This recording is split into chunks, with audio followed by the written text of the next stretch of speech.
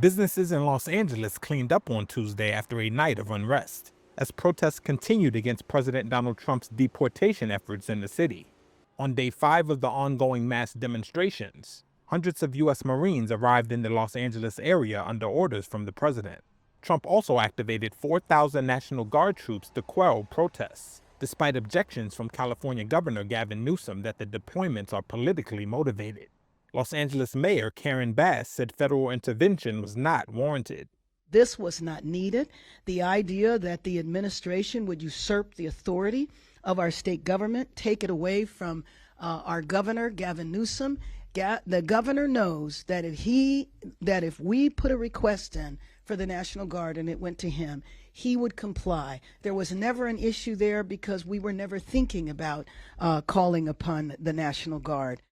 According to a senior Pentagon official, the troop deployments, including travel, housing, and food, is estimated to cost about $134 million. On Tuesday, Trump was asked how long he expected troops to remain in the area. Until there's no danger.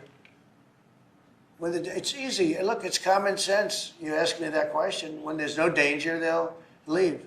Trump also left open the possibility of invoking the centuries-old Insurrection Act, which would allow the military to take part directly in civilian law enforcement.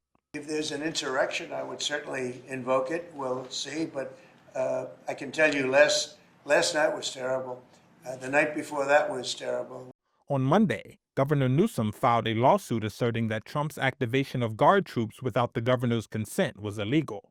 The Guard deployment was the first time in decades that a president did so without a request from a sitting governor. We do not want them here at all.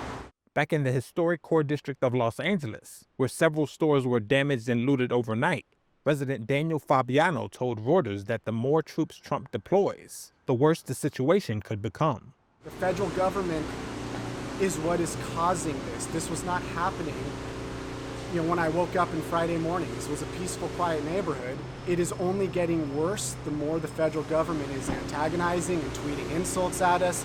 The more troops they talk about deploying, it's only getting worse.